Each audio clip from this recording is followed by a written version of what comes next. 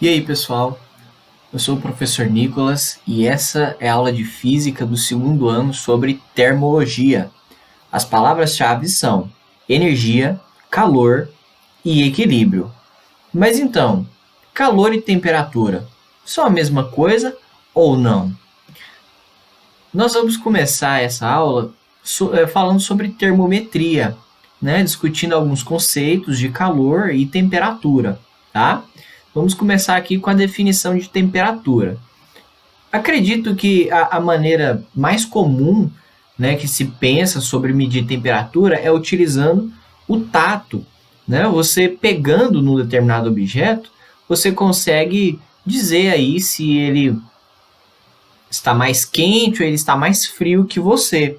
Mas você consegue definir temperatura a partir disso? Né? Você consegue definir exatamente a temperatura do objeto a partir disso? Ou, principalmente, né, o que é a temperatura? Vamos, vamos fazer essa pergunta? Então, quente e frio. O tato é confiável para definir o que é temperatura?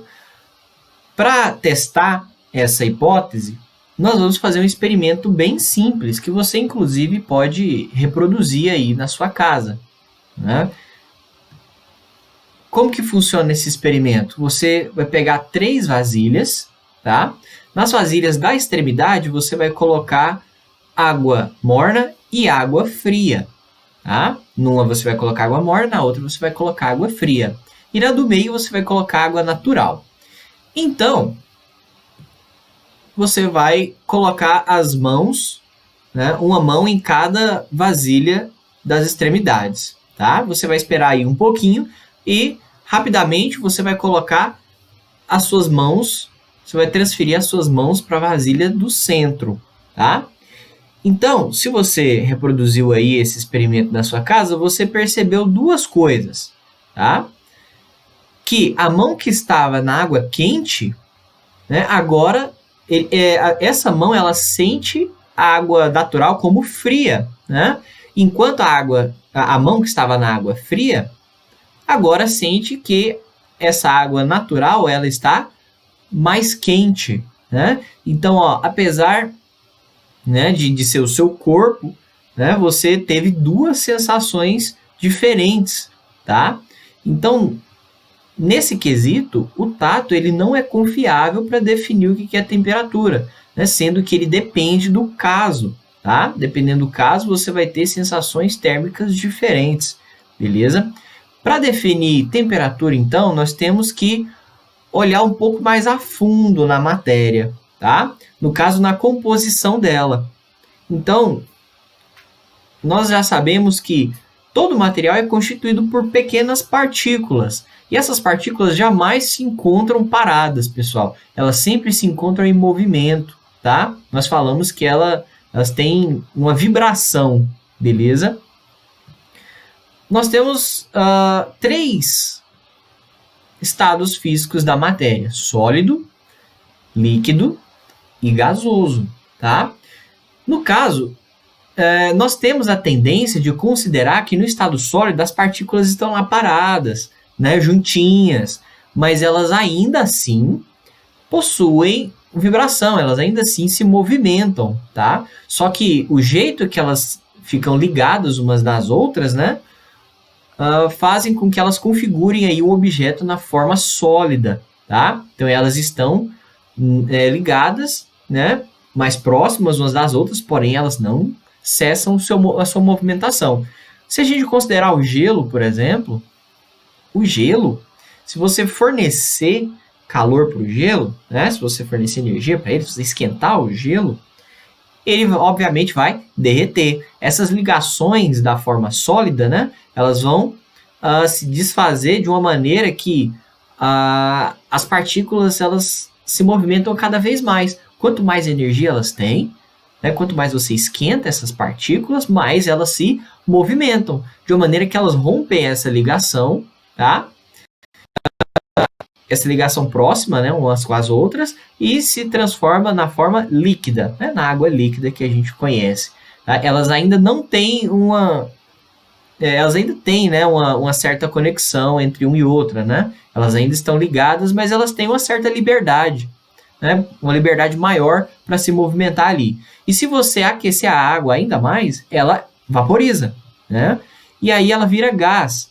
No estado gasoso, nós falamos que as partículas têm um movimento caótico, tá? Elas se propagam com velocidades altíssimas, né? Chocando-se umas com as outras, chocando-se com a parede, com as paredes do recipiente, tá? Então, por exemplo, no estado gasoso, nós temos muita movimentação das partículas, concorda? Quando elas têm esse movimento, o movimento em si, ele admite um tipo de energia, tá? Que é a energia cinética. Então, se nós temos um movimento, nós temos aí envolvida uma energia cinética, beleza? Mas nós estamos falando de apenas uma partícula? Nós estamos falando de duas partículas? Não, nós estamos falando de inúmeras partículas, tá? Então, quando essas partículas estão aí se movimentando num dado recipiente ou num corpo, né, que seja, num objeto, tá? A soma dessas energias cinéticas, né, a junção de todas essas energias cinéticas, nós chamamos de energia térmica, beleza? Que vem do grego thermos, quente, ardente, beleza? E para medir, né, essa agitação, né, nós falamos o grau de agitação dessas partículas, nós temos a temperatura, tá? Então, a temperatura é a medida aí indireta, né, ela mede indiretamente esse grau de agitação das partículas, beleza? Então, quanto maior a temperatura, maior é o grau de agitação das partículas, elas se agitam mais. Quanto menor a temperatura, menor é o grau de agitação das partículas, elas se agitam menos, beleza? Agora, falando sobre calor, né, aquecimento e resfriamento. Nós temos como exemplo o sorvete, né, um sorvete exposto aí à temperatura ambiente. Nós vamos fazer duas perguntas em relação a isso. A primeira é, o sorvete está lá em contato com o ambiente, né? Por que que o sorvete não continua, ele derrete, né? Ele derrete e vira aquela calda, né? E por que que ele não continua a aquecer e vaporiza? A gente sabe que se a gente deixar a água, né, ou o sorvete lá, eventualmente eles secam, né? Mas isso é um processo natural. Estou falando de vaporizar, tá? De forçadamente se tornar no estado gasoso, tá? Então o sorvete vai esquentar e ele vai derreter. Por que que a temperatura dele não continua aumentando até ele vaporizar? E a nossa segunda questão é por que que o sorvete tão gelado, né, tão assim mais frio do que o ambiente, não congela o ar até congelar o ar em volta dele, né? Então, vamos responder aí a primeira questão. No caso, essa troca, né, de energia, o ato de esquentar o sorvete, né, ele tem um sentido bem definido, tá? No caso, quando nós temos dois corpos em contato, no caso a gente está considerando aqui o sorvete e o ambiente, né? Eles vão trocar energia, tá? Eles vão trocar energia um com o outro. A tendência deles é de atingir a mesma temperatura, tá? Então, no caso, o sorvete, ele vai esquentar até que ele atinja mais ou menos a mesma temperatura que o ambiente, tá? Por isso que a temperatura não continua aumentando. Nesse desenho aqui, nós temos uma representação disso. O corpo A eu vou considerar como o corpo mais quente e o B como mais frio. Quando eles se tocam, né, ou estão muito próximos uns dos outros, a tendência desses corpos é de atingir a mesma temperatura, tá? Atingir a mesma temperatura. E agora a segunda questão, né? Por que que o sorvete não congela o ar em volta dele, já que ele é tão frio assim, né? A gente fala aí no fluxo de energia térmica, né? O fluxo de energia térmica, a gente chama de fluxo de calor, tá? Ele tem um caminho definido, né? Se você não forçar, né, essa energia, se você não fornecer ativamente energia, tipo colocar o sorvete no fogo, né, esse fluxo de energia térmica tem um caminho definido, tá? Tem um caminho espontâneo. Ele sempre vai de onde está mais quente para onde está mais frio, beleza? Então sempre vai de onde está mais quente para onde está mais frio. E não de onde está mais frio para onde está mais quente, tá? Isso acontece para sempre? Não. Esse fluxo de energia térmica, fluxo de calor, acontece até os dois corpos terem a mesma temperatura, beleza?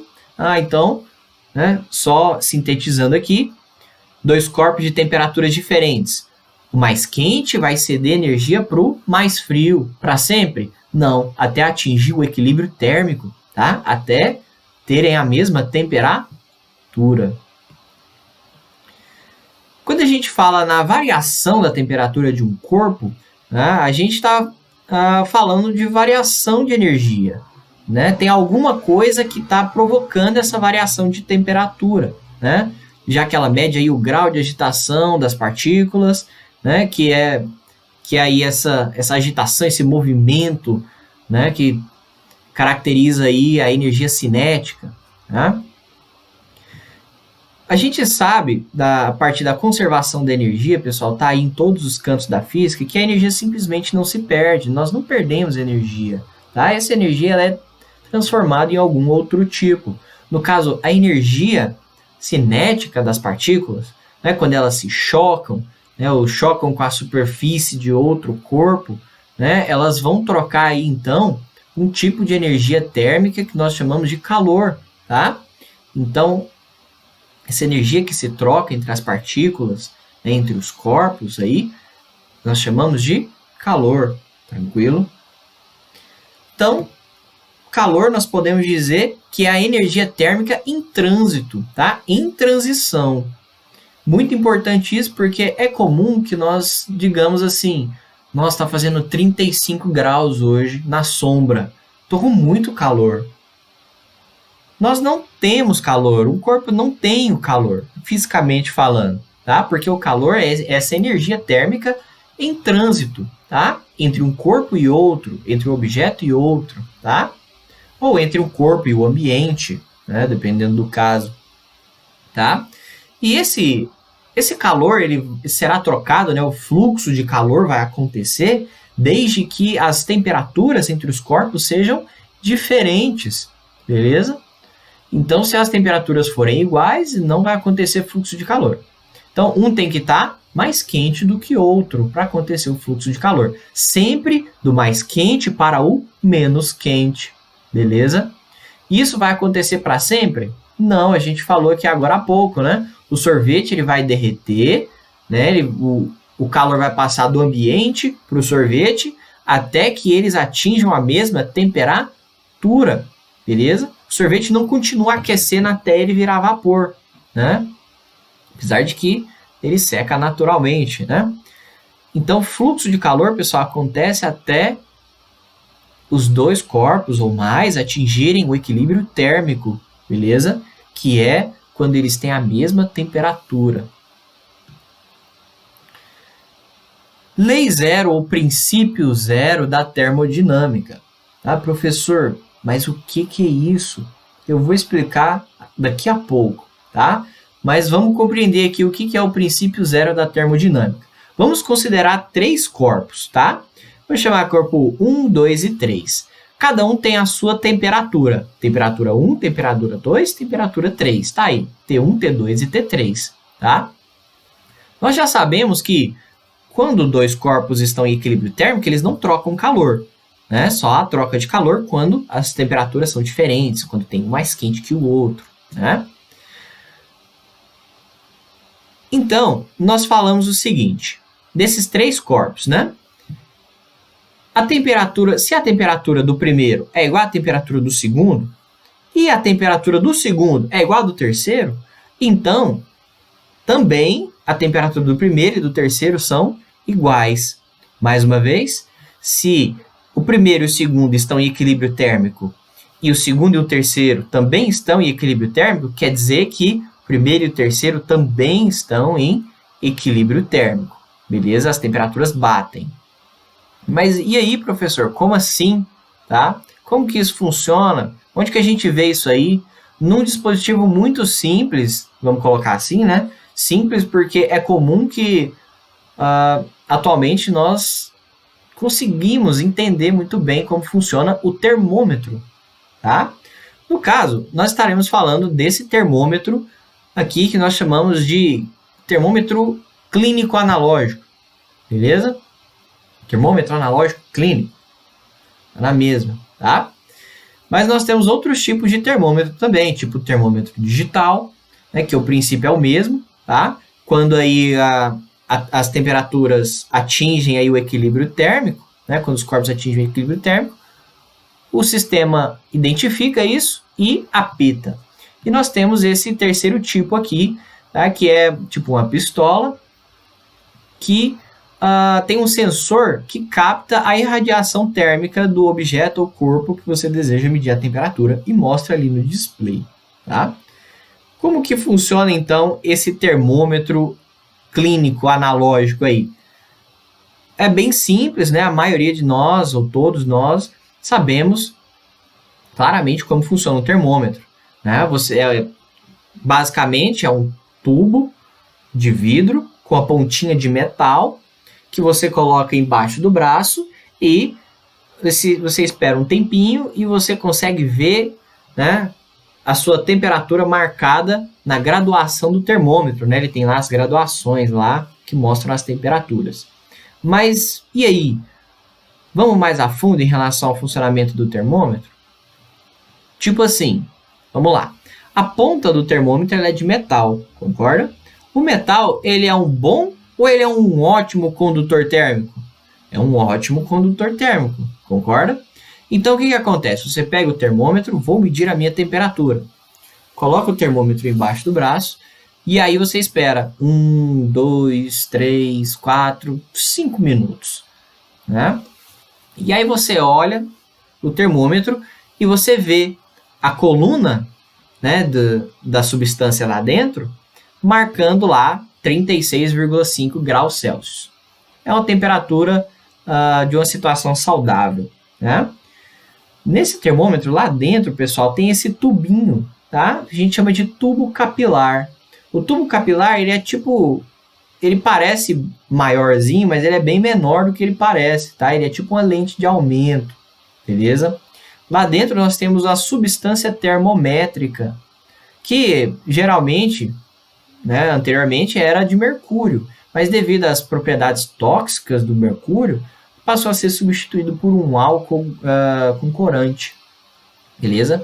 Então, voltando, você colocou debaixo do braço, esperou 5 minutos, e aí a substância termométrica marcou a sua temperatura. Isso funciona a partir do princípio zero da termodinâmica, porque você tem 3 corpos. Vou colocar, né, 3 partes. Você tem o seu corpo, você tem a ponta de metal e você tem o tubo capilar lá dentro, tá? Então, no caso, quando você coloca o termômetro embaixo do braço, logicamente, quem está mais quente? O seu corpo. Então, o calor vai fluir do seu corpo para o termômetro, do mais quente para o menos quente. Aí, a pontinha de metal vai conduzir esse calor, né? E ela está em contato com o tubo capilar. Então, o calor passa do seu corpo para a ponta de metal e da ponta de metal para o mercúrio, beleza? E aí, no caso, esse mercúrio lá dentro, recebendo essa energia, ele dilata, tá? Ele dilata, por isso ele sobe a coluna, beleza? Ele sobe para sempre? Não. Por que não? Porque ele não vai receber calor para sempre, pessoal. A gente acabou de falar. Ele vai receber esse calor até atingir o equilíbrio térmico. Com quem? Com a ponta de metal. E também com o seu corpo. Então, ó, pensando no princípio zero da termodinâmica. Se a temperatura do seu corpo está em equilíbrio com a temperatura do metal, e o metal está em equilíbrio com o mercúrio, então quer dizer que o seu corpo tem a mesma temperatura que o mercúrio. O mercúrio tem a mesma temperatura que o seu corpo. Por isso ele marca aqui, né, a graduação com a temperatura respectiva do seu corpo. Beleza? Escalas termométricas. Nós temos 3 principais escalas termométricas. A escala de Celsius, Fahrenheit e Kelvin, tá? Em todas essas escalas, nós temos 2 principais pontos, né? 2 principais graduações, marcações. A primeira é ali a mais baixa ali das nossas escalas. É o ponto de gelo da água, ou ponto de fusão do gelo, dá na mesma, né? E acima é o ponto de vapor, tá? O ponto de vaporização. É a temperatura na qual, né, a água entraria em vaporização. Beleza? Então aí você tem, em Celsius é 0 graus Celsius, né, o ponto de gelo, e 100 graus Celsius o ponto de vaporização. Fahrenheit, respectivamente, 32 graus Fahrenheit, 212 graus Fahrenheit. E em Kelvin, 273 Kelvin e 373 Kelvin. Tá? Na escala Kelvin nós não falamos o grau, beleza? Entre essas escalas aí, a escala Kelvin ela tem uma representação especial sendo chamada de escala absoluta. Por quê? Porque o Lord Kelvin, né, através de experimentação, ele chegou à consideração, né, à conclusão de que haveria uma temperatura mínima, né, a ser alcançada para que as agitações das partículas fossem nulas. Pessoal, não importa qual seja a matéria que nós estejamos vendo aqui no nosso mundo, né? Sempre tem agitação das partículas, tá? Sempre tem agitação das partículas. E essa temperatura que ele falou, o zero absoluto, seria uma temperatura na qual não haveria, ela não admitiria nenhuma vibração de partículas. Se não tem vibração de partículas, pessoal, não há vida, beleza?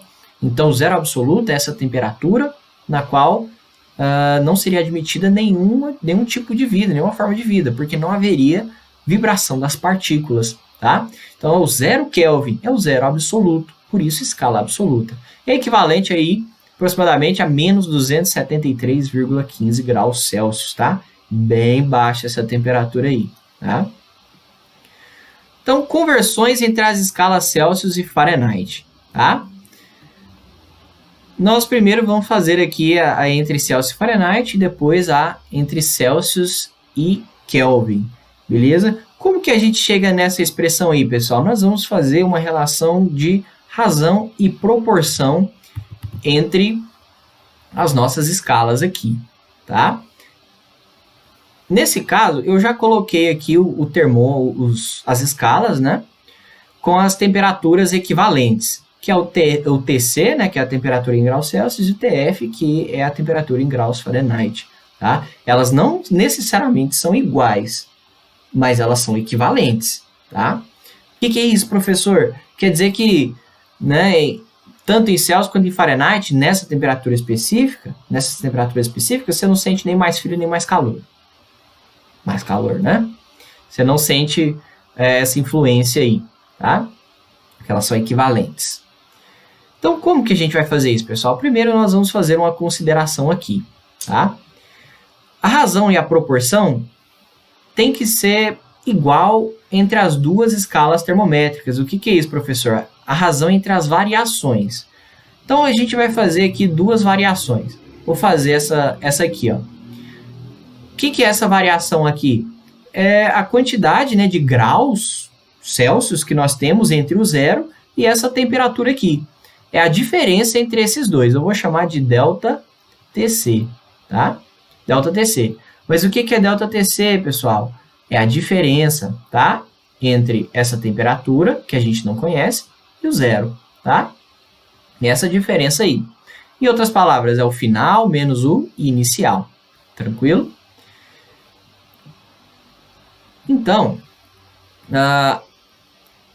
essa razão vai ser feita entre essa diferença e essa aqui, ó, maior zona, tá? Que é quem? É a diferença entre o 100 e o 0. Você já sabe quanto é que isso vai dar, né? Mas eu vou colocar aqui, 100 menos 0. Então, como é que fica essa razão, professor? Fica o seguinte, ó, é o delta TC sobre 100 menos 0, tá? Então, essa razão aqui, ela tem que ser igual ao mesmo procedimento, só que na escala Fahrenheit, né? Então, olha só, a diferença entre o ponto de gelo e a temperatura aqui, eu vou chamar de ΔTF. Professor, mas o que é o ΔTF? É a mesma ideia, tá? É a diferença entre essas duas temperaturas aí. É a final menos a inicial, tá? A gente fala, né, a do meio menos o de baixo, tá? Mas, por enquanto, vamos deixar isso assim. ΔTF. Isso aqui dividido pela variação grande aqui, ó. Né? É o mesmo procedimento que a gente fez do outro lado. Então, vai ser 212 menos 32. Né? Eu vou colocar isso aqui, ó. O de cima menos o de baixo. Beleza? Vou resolver aqui os denominadores. ΔTC não tem como fazer nada por enquanto. Quanto que é 100 menos 0? 100. Igual. ΔTF sobre 212 menos 32, pessoal, é 180. Então, do 32 até o 212, nós temos 180 graduações iguais, tá? Chegando aqui, pessoal, a ideia é simplificar essa expressão. Então, nós podemos simplificar os dois lados aqui por 20, tá? Por 20. Vou simplificar os denominadores aqui. Quanto que é 100 dividido por 20? 5. E quanto que é 180 dividido por 20? 9. Essa aqui, pessoal, é a relação entre as variações de temperatura, tá? É a relação entre as variações de temperatura, entre Celsius e Fahrenheit. Isso aqui, você está calculando exatamente o quanto uma temperatura equivale na outra escala termométrica? Não. Que você está comparando as variações, tá? Então, por exemplo, se você quer calcular a variação de Celsius em relação a Fahrenheit, você passa o 5 multiplicando, tá? A variação na escala Celsius, pessoal, é 5 nonos a variação de Fahrenheit. Ah, mas isso aqui é só um trabalho matemático, tá? Você só precisa saber disso aqui, tá bom? Mas e aí, professor, e a conversão de temperatura? Uai, é só abrir o delta, tá? Você já sabe, ó, ΔTC é TC menos 0. É isso que eu vou escrever ali. ΔTC é TC menos 0. Sobre 5 igual. ΔTF, pessoal, é TF menos 32. Sobre 9. Tá? Então, ó, TC menos 0, você já sabe que vai dar TC, né? Então, essa aqui é a sua equação que converte qualquer temperatura entre Celsius e Fahrenheit, tá? Então, mecanicamente falando, o que você precisa fazer, pessoal? Ó, é o do meio menos o de baixo, né? Isso aqui na escala Celsius, sobre o de cima menos o de baixo. Isso aqui tem que ser a mesma coisa na escala Fahrenheit. É o do meio menos o de baixo sobre o de cima menos o de baixo, tá? É isso aqui. Depois você só simplifica aqui embaixo, tá? Lembrando que esse cara aqui é a variação da temperatura em graus Celsius, esse aqui é a variação da temperatura em Fahrenheit, tá?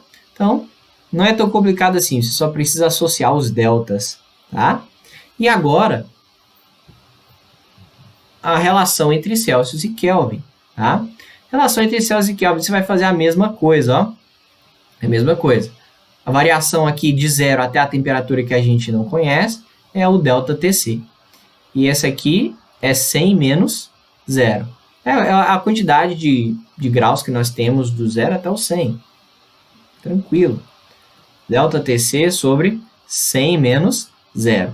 Essa razão aqui, né, a divisão, razão é divisão, tá? Para você aí que não lembrava disso aí, tem que ser igual dos dois lados. Então, esse aqui, ó, de verde, né?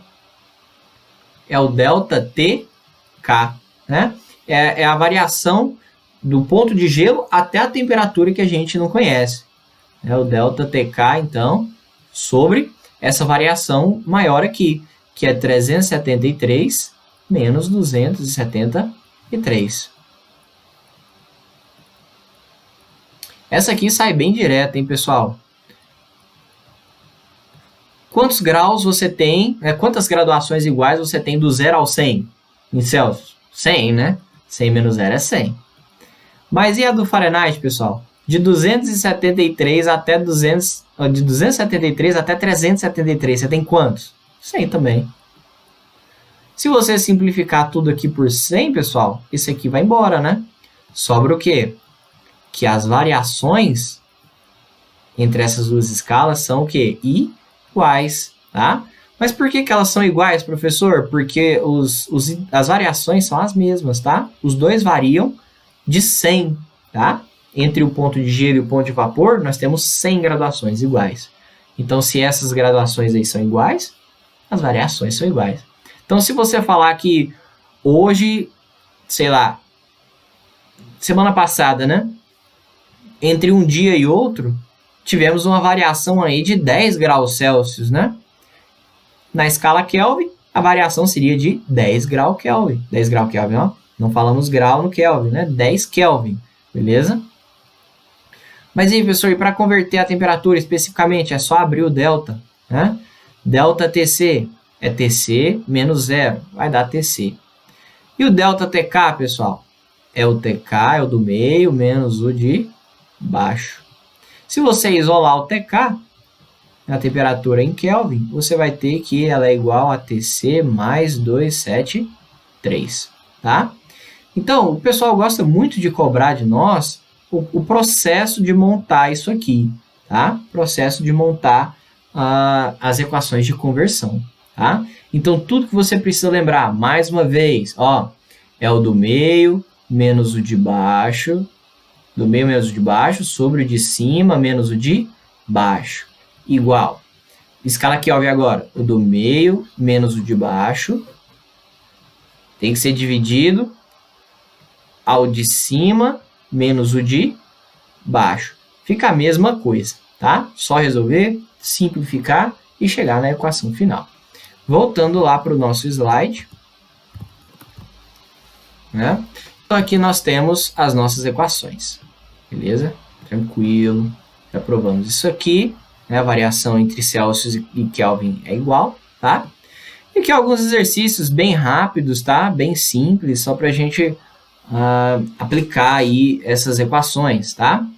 Então, um termômetro graduado na escala Fahrenheit em um bairro de Belo Horizonte acusou aí 77 graus Fahrenheit. Ele quer que você converta isso para a escala Celsius, tá?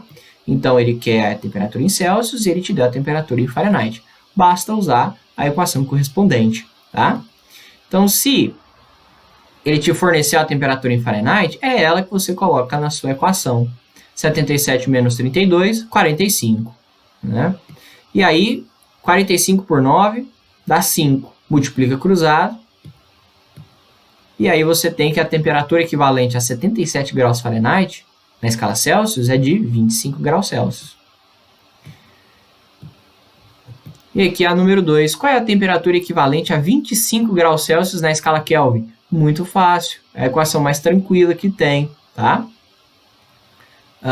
Então, a temperatura em Kelvin é igual a temperatura em Celsius mais 273. Acabou. Só somar 273, que aí você encontra 298 Kelvin. Beleza, pessoal? Valeu. Continuem firmes, tá? Tá quase acabando aí esse período de quarentena. Vamos com calma, cabeça fria. Tamo junto e até a próxima.